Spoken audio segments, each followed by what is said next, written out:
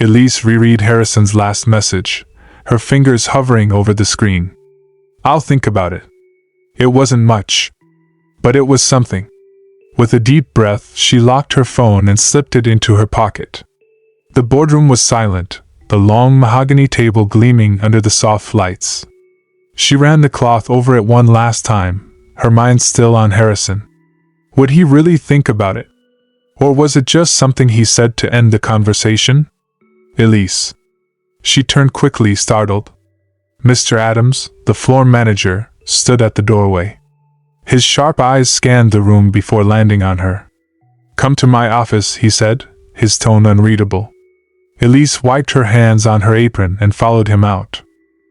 The hallway was quiet, except for the distant hum of voices from the lower floors. She could feel the tension in her shoulders. Had she done something wrong? Inside Mr. Adams' office, he gestured for her to sit. "You've been here for what? 6 months now?" "Yes, sir." He nodded. "You're a hard worker, Elise. I've noticed that." She didn't know what to say, so she simply nodded. "There's a new cleaning supervisor position available," he continued. "It's not much, but it's a step up. More responsibility, better pay." Elise's eyes widened. "You mean, you're offering me the job?" "Only if you want it." "Did she want it?" "Of course." It wasn't much, but it was a chance to earn more. To slowly climb out of the life she had been stuck in. "Yes," she said quickly. "I want it." Mr. Adams gave a small smile. "Good. You start next week." As Elise left his office, excitement bubbled in her chest. She had been invisible for so long, just a cleaner. But maybe, just maybe, things were changing. She had taken a step forward. And now, all she could do was hope that Harrison would, too. Elise's first day as a cleaning supervisor was nerve-wracking.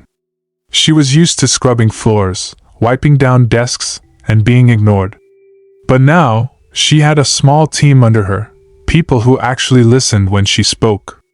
She adjusted her uniform, standing a little taller, as she instructed the other cleaners. It felt strange, but good. Still, a part of her was distracted. Harrison. Had he thought about what she said? Had he even considered meeting his mother? By lunchtime, she was carrying a stack of fresh towels when she heard whispers near the reception area. "Is that really him? He never comes here." Elise frowned, following the murmurs. As she rounded the corner, she stopped dead in her tracks. Harrison. He was standing near the entrance, dressed in a sharp black suit, his expression unreadable. His presence commanded the room, and the employees stole glances at him with hushed excitement. And for the first time since she had met him, he wasn't running away. Their eyes met. For a moment, neither of them moved. Then, slowly, Harrison walked toward her. Elise swallowed, gripping the towels tighter. "You actually came," she said, her voice softer than she intended. His lips pressed into a thin line. "I didn't come for her," he said stiffly. "I came to see for myself." "If you were right." Her brows furrowed. "Right about what?"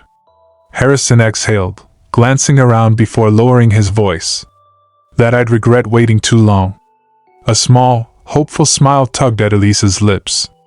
Maybe, just maybe, the door was opening a little wider.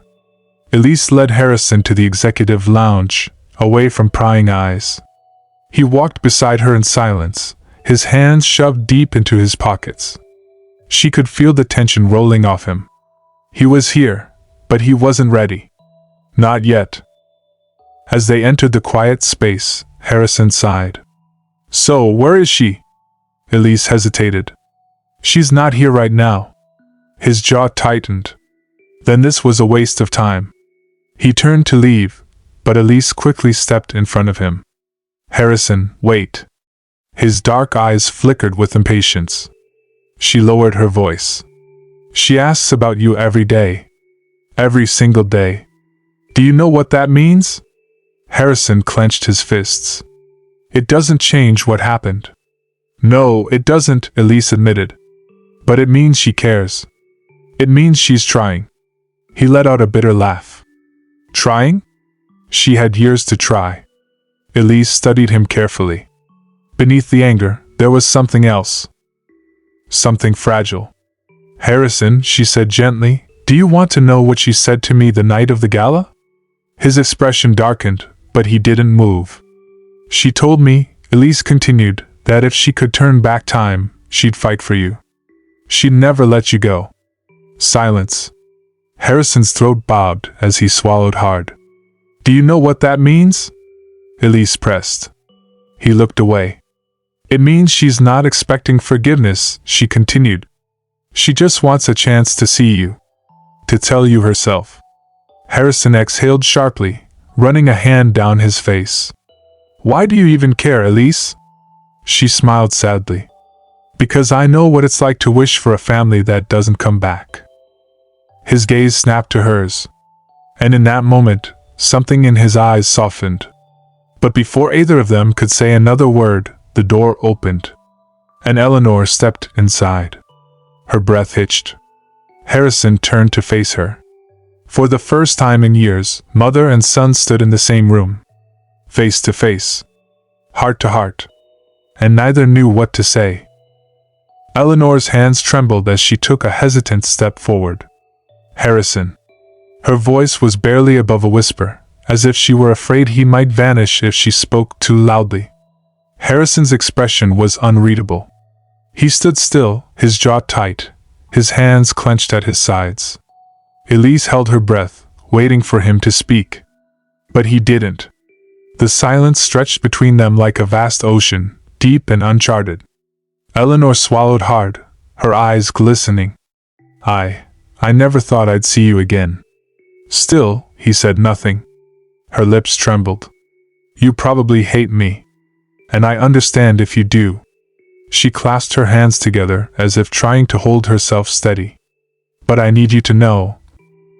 I never stopped thinking about you. Not for one day. A muscle in Harrison's jaw twitched. Eleanor took another step. I thought you were gone forever. I mourned you, son. At that, something inside Harrison seemed to snap. His fists tightened, his breathing sharp. You mourned me? His voice was low, controlled, but there was a dangerous edge to it. You grieved like I was dead while I was out there, alone? Eleanor flinched, but she didn't look away. Harrison let out a cold, bitter laugh. You left me. And now, after all these years, you suddenly want me back? Tears slipped down Eleanor's cheeks. I don't expect you to forgive me, Harrison. But I wanted to see you. His eyes darkened. Well, you've seen me. Elise's heart clenched. Eleanor took a deep, shaky breath. I know I failed you. Her voice was thick with emotion. But if there's even the smallest part of you that still, don't, Harrison cut in sharply. Eleanor's face crumpled, and Elise felt a sharp pang in her chest. For a moment, it seemed like Harrison was about to turn and walk away again. But then, after a long pause, he spoke. I don't know what you want from me, he admitted, his voice quieter now. Eleanor wiped her tears. Nothing. I just wanted to tell you I love you. Silence. A heavy, suffocating silence. Then, finally, Harrison exhaled, his shoulders sagging ever so slightly. He turned to Elise. I need to go. Eleanor's face fell, but she didn't stop him. As Harrison walked past Elise, he hesitated. Just for a second. Then, without a word, he left the room. Eleanor let out a quiet sob, covering her mouth with her hand. Elise walked over, placing a gentle hand on her shoulder. He came, she whispered. That's something. Eleanor nodded, but her heart was breaking. Because something wasn't enough. She wanted her son back. And she didn't know if she ever would. Eleanor sat in her dimly lit living room, staring at an old photograph in her trembling hands. It was the only picture she had left of Harrison as a child, his bright, innocent eyes looking up at the camera, unaware of the storm that would one day separate them. She traced a finger over his small face, her heart aching. The meeting earlier had given her hope, but the look in Harrison's eyes haunted her. The pain, the resentment. It was still there, deeply rooted. A soft knock at the door pulled her from her thoughts. "Elise?" she called out, wiping her tears before standing. When she opened the door, Elise stepped in, her expression gentle. She carried a small brown envelope in her hands. "I thought you might want to see this," Elise said, handing it to her. Eleanor took it hesitantly. "What is it?" Elise sighed. "Harrison's life. Or at least, a glimpse of it." Eleanor opened the envelope with shaky fingers. Inside were several photos. Some from years ago, some recent. One showed a younger Harrison, no older than 13, standing in front of a rundown foster home, his face hard and guarded. Another showed him as a teenager, working at a mechanic shop, grease-stained and exhausted. Then, one of him in a crisp suit, standing in front of Stallion Enterprises, the company he built from the ground up. Tears spilled down Eleanor's cheeks. "He went through so much," she whispered. Elise nodded. "And he did it alone." Eleanor clutched the photos to her chest. "I should have found him. I should have," her voice cracked. Elise knelt beside her, placing a hand on her knee. "It's not too late." Eleanor let out a shaky breath. "But he's shutting me out. Because he doesn't know if he can trust you." Elise's voice was soft but firm. "But trust can be rebuilt.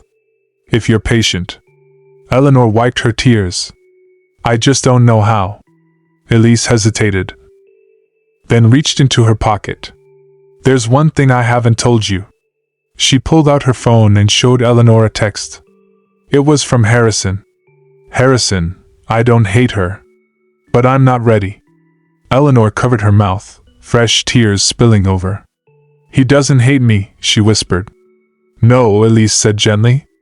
"But he's scared to let you in again." Eleanor took a deep, shuddering breath. Then, with newfound determination in her eyes, she whispered, "Then I'll wait. As long as it takes." Days turned into weeks. Eleanor didn't push. She didn't try to force her way into Harrison's life. Instead, she waited, just as she promised. She sent messages now and then. Nothing too heavy. Just small, gentle reminders that she was there. "Eleanor, I saw a boy today who reminded me of you when you were little. He had the same determined look in his eyes. Eleanor, I heard you're expanding Stallion Enterprises to Abuja. I'm proud of you, son." No reply ever came. But Elise noticed something. Harrison no longer tensed when Eleanor's name was mentioned. He no longer walked out of the room when she entered. He didn't speak to her, but he also didn't shut the door completely. One evening, as Elise finished stacking some files in the office, she heard a familiar deep voice behind her. "Elise." She turned, surprised. Harrison stood there, hands in his pockets, his expression unreadable. "Boss?" she asked cautiously. For a moment he didn't speak. "Then I saw the messages." Her breath hitched. "And?" He exhaled. "I don't know what to do with them." Elise took a step closer. "You don't have to do anything yet. Just don't delete them." Harrison chuckled dryly. "You think that's progress?" "It is," she said simply. Silence stretched between them. "Then I saw her today." Elise's eyes widened. "You did?" Harrison nodded slowly. "I didn't speak to her. I just watched from a distance." His jaw clenched. She looked older, weaker. "She's been through a lot," Elise murmured. "So have I," he countered. She met his gaze. "I know." Harrison looked away, conflicted. "She's not asking for a perfect ending," Elise said gently. "Just a chance to know you again." Harrison remained silent. But when he finally met Elise's eyes, something was different. He wasn't just listening anymore. He was considering. And sometimes, a door left ajar was better than one shut forever. Another week passed. Elise wasn't sure what would happen next, but she saw the change in Harrison, subtle, but there. He was less tense, his gaze softer when Eleanor's name came up. Then, one evening, just as Elise was leaving work, her phone buzzed. Harrison, where is she now? Her heart pounded. Was he finally ready? She quickly typed back. Elise at home. Why? A pause. Then, Harrison, I'll be there in 30 minutes. Elise's eyes widened. She didn't waste a second. She rushed to Eleanor's small apartment, her heart racing. The older woman opened the door, surprised. Elise? What? He's coming, Elise blurted. Eleanor froze. Harrison? Elise nodded, breathless. Tears instantly welled in Eleanor's eyes. She swayed slightly, gripping the door frame. I need to sit, she whispered. Elise helped her to the couch, squeezing her hands. He didn't say much, but he's on his way. Are you ready? A watery laugh escaped Eleanor's lips. I've been ready for years. 30 minutes felt like an eternity. Eleanor sat on the couch, wringing her hands. Elise stood by the window, peeking outside every few seconds. Then, a black SUV pulled up. Eleanor inhaled sharply. Elise reached for her hand, giving it a reassuring squeeze. A moment later, there was a knock. Eleanor shot to her feet, her entire body trembling. Elise stepped forward and opened the door. Harrison stood there. Tall. Tense. Eyes unreadable. For a moment, no one spoke. Eleanor took a shaky step forward, her lips parted as if trying to find the right words. But before she could, Harrison cleared his throat. I don't know what I'm doing here, he admitted, his voice low. Eleanor's breath hitched. You're here, she whispered. That's enough. Silence. Then may I come in? Harrison asked. A sob broke from Eleanor's lips as she nodded. Of course. And as he stepped inside, something unspoken passed between them.